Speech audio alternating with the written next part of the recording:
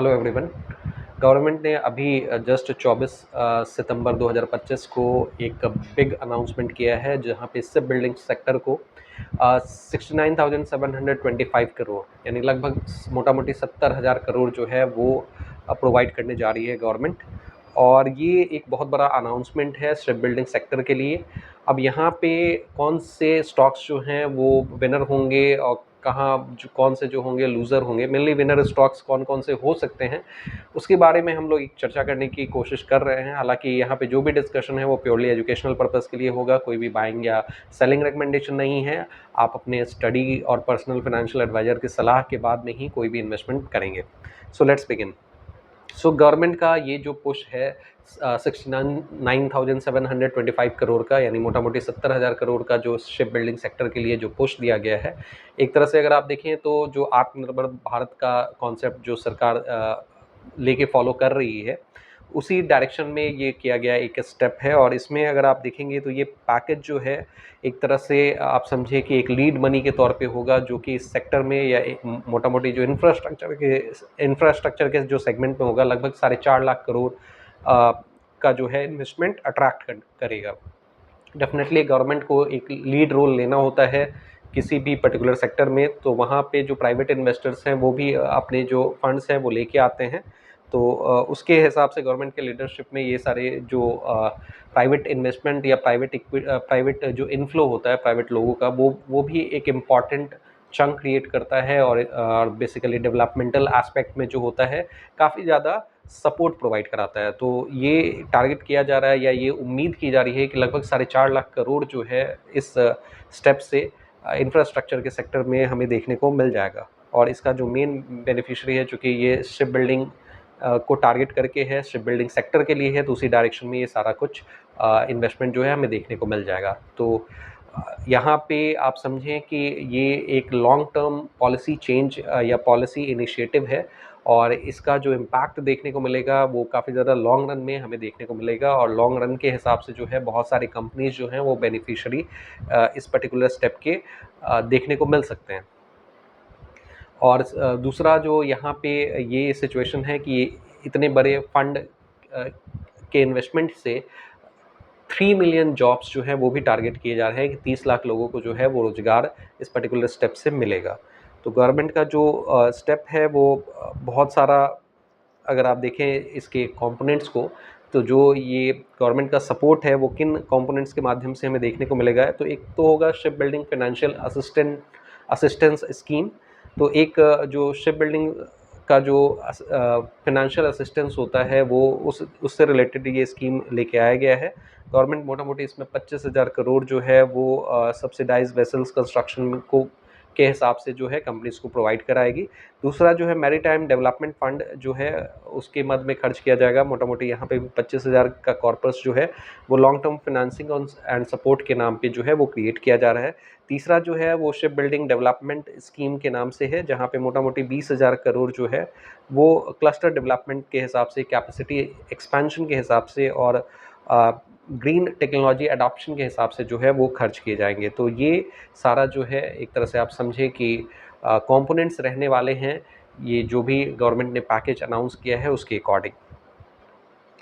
अब यहाँ पे अगर हम इस पर्टिकुलर सेक्टर में जो कंपनीज़ हैं उनको अगर हम लोग देखने की कोशिश करें तो बहुत सारे कंपनीज़ यहाँ पे हमें देखने को मिलेंगे। उसमें से कुछ कंपनीज़ का नाम फ़िलहाल हम लोग लेने जा रहे हैं। हालांकि ये कोई भी बाइंग या सेलिंग रिकमेंडेशन नहीं होगा, आप अपने स्टडीज़ के बाद में ही और अपने प्राइवेट इन्वेस्टर जो भी आपके सलाहकार हैं उनसे सजेशन के बाद में ही अपना इन्वेस्टमेंट करेंगे। तो सबसे पहला स्टॉक जो हम लोग डिस्कस कर रहे हैं वो है माजागांव डॉक शिप बिल्डर्स। ये जो स्टॉक है इसमें अगर आप देखेंगे तो ये one of the India's major ship builder की कैटेगरी में आता है। और इसमें अगर आप देखेंगे तो ऑलरेडी यहाँ पे जो है अपवर्ड मूवमेंट देखने को, एक तरह से ये अपवर्ड रैली के आसपास में एक तरह से बना हुआ है, आप ये कह सकते हैं। तो माजगांव डॉक शिप बिल्डर्स जो है इसके आप पैटर्न वगैरह एनालाइज कर सकते हैं, इसको आप देख सकते हैं। दूसरा जो है कोचिंग शिपयार्ड लिमिटेड, इसको अगर हम लोग देखें तो ये न्यू ग्रीनफील्ड ब्राउनफील्ड इंसेंटिव्स जो स्कीम दिया गया है या कैपेसिटी सपोर्ट जो दिया जा रहा है उसके हिसाब से जो है ये बेनिफिशियरी होते हुए दिख सकता है। सो आप अपना स्टडी इस पे भी कर सकते हैं। तीसरा जो है garden reach ship builders and engineers, GRSE, जिसको शॉर्ट में हम लोग सिंबल्स के हिसाब से देख रहे होते हैं। इसमें आप देख सकते हैं कि जो ये भी जो है वन ऑफ द बेनिफिशरीज होने की उम्मीद की जा सकती है। हालांकि आपको जो है सारा कुछ इसका एनालिसिस ज़रूर करें। हम यहाँ पे जस्ट कुछ स्टॉक्स के नाम ले रहे हैं। ये आप अपने स्टडी के हिसाब से आप देखने की कोशिश करें कि यहाँ पे किस तरह के पोटेंशियल बन रहे हैं, किस तरह के चार्ट पैटर्न्स जो हैं यहाँ पे बेसिकली बनते हुए आपको नज़र आ रहे हैं। नेक्स्ट स्टॉक अगर हम लोग देखें तो शिपिंग कॉरपोरेशन ऑफ इंडिया। इसमें अगर आप देखेंगे तो ये अगर आप देखेंगे तो ये ज़्यादातर जो है शिपिंग के फील्ड में है कंपेयर टू शिप बिल्डिंग, जबकि यहाँ पे जो इंसेंटिव है वो शिप बिल्डिंग के नाम पे ज़्यादा है। तो इसमें अगर आप देख सकते हैं कि चूँकि मैरीटाइम इंफ्रास्ट्रक्चर सपोर्ट तो डेफिनेटली मिलेगा इस इन सारे प्रोजेक्ट्स में, तो वहाँ से शिपिंग को भी जो है एक पुश मिलते हुए दिख सकता है। तो इस हिसाब से भी ये बेनिफिशरी होते हुए हो सकता है। बेसिकली हम लोग ये कह रहे हैं शिपिंग कॉरपोरेशन ऑफ इंडिया। उसके आगे अगर आप देखेंगे तो जी shipping and other smaller maritime stocks, ये सब भी आप एक बार स्टडी कर सकते हैं। इसमें चूँकि ब्रॉडर स्पेक्ट्रम में अगर आप देखेंगे तो इनमें भी चूँकि स्ट्रक्चरल चेंजेस अगर हो रहे हैं, इंफ्रास्ट्रक्चर डेवलपमेंट हो रहा है, तो शिपिंग सेक्टर को भी बेनिफिट मिलेगा कंपेयर टू शिप बिल्डिंग। ठीक है, तो शिप बिल्डिंग को तो डायरेक्ट बेनिफिशरी होने जा रहा है, चूँकि शिप बिल्डिंग के नाम पे ही ये पूरा जो है कॉर्पस दिया गया है और उसी से रिलेटेड जो है सारे डिस्ट्रीब्यूशन भी हैं। लेकिन अगर शिप बिल्डर्स को अगर इंसेंटिव्स मिल रहे हैं तो इंफ्रास्ट्रक्चर पुश ज़रूर होगा, और उस इंफ्रास्ट्रक्चर पुश के कारण से शिपिंग इंडस्ट्री भी एक तरह से बेनिफिशरी होते हुए नज़र आ सकता है। इसके अलावा अगर आप देखेंगे तो कोचीन या तमिलनाडु शिप यार्ड प्रोजेक्ट्स, इसको अगर हम लोग देखें तो ये एक तरह से जो है बहुत सारे पार्टनरशिप में जो है अपना एक आगे का प्लान लेके चलने की प्रयास में है। तो CSL अगर आप देखेंगे तो वो 15,000 करोड़ शिपयार्ड जो है वो रुपए का शिपयार्ड जो है वो तमिलनाडु में अपने कोरियन पार्टनर के साथ लाने के प्रयास में है। तो ये सब जो है इस तरह के पुश, गवर्नमेंट पुश के हिसाब से तो बेनिफिशरी होते हुए हमें नज़र आ सकते हैं। अब यहाँ पे कुछ स्टॉक्स के हमने नाम ज़रूर लिए हैं जो कि बाइंग या सेलिंग रिकमेंडेशन के हिसाब से नहीं है, प्योरली एजुकेशनल पर्पस के लिए। अब यहाँ पे की रिस्क या चैलेंजेस क्या हो सकते हैं? जैसे यहाँ पे हमने सब कुछ तो काफ़ी पॉजिटिव या रोजी पिक्चर हमने दिखा दिया, या उसके हिसाब से हमने ये चीज़ें नोटिस कर ली हैं, लेकिन यहाँ पे क्या ट्रैप हो सकता है, क्या रिस्क के पैरामीटर हो सकते हैं? तो सबसे पहला, चूँकि बहुत बड़ा फंड एलोकेशन की बात की गई है, तो यहाँ पे जो एग्जीक्यूशन और टाइमिंग का जो रिस्क होता है वो यहाँ पे इसके साथ में ज़रूर एसोसिएटेड है, चूँकि बिग पैकेज के हिसाब से बहुत सारा डिले भी हमें देखने को मिल जाता है। और अगर डिले के अलावे यहाँ पे चूँकि अप्रूवल बॉटलनेक्स अगर आप देखें, लैंड एक्विजिशन की प्रॉब्लम देखें, रेगुलेटरी क्लियरेंसेस की प्रॉब्लम देखें, तो ये सारी चीज़ें अगर यहाँ पे आती हैं तो डेफिनेटली आप समझें कि जो जिस तरह का बेनिफिट हम लोग सोच रहे हैं या पास ऑन होते हुए नज़र आ रहा है, वो डेफिनेटली उस तरह का बेनिफिट हमें एक्चुअल में देखने को नहीं मिलेगा। इसके अलावा बजट एलोकेशन या फिस्कल स्ट्रेन जो है, इस तरह के सिचुएशंस भी अगर होंगे तो प्रॉब्लमेटिक हो सकते हैं। जैसे कि जो भी फंड्स हैं वो मल्टीपल ईयर या टाइम बाउंड मैनर में ज़रूर डिसबर्स होना चाहिए। डिलेज़ या सब्सीक्वेंट कट्स अगर किए जाते हैं, ये जो भी एलोकेशन किया गया है, तो वो एक तरह से नेगेटिव होगा इस पर्टिकुलर सेगमेंट में। इसके अलावा एक ग्लोबल कंपटीशन और जो टेक्नोलॉजिकल गैप्स के बारे में अगर हम लोग देखें तो डेफिनेटली अगर आप नोटिस करेंगे तो ग्लोबल शिप बिल्डर्स को टेक्नोलॉजिकली ज़्यादा साउंड या ज़्यादा सुपीरियर बेसिकली माना जाता है। तो इंडियन जो शिप बिल्डर्स हैं उनको बहुत कुछ करना अभी ज़रूरी है, ताकि वो अपने ग्लोबल कॉम्पिटिटर्स को जो है उसको एक तरह से चैलेंज दे पाए, और या इनफैक्ट उनसे भी बेहतर प्रदर्शन दिखा पाए।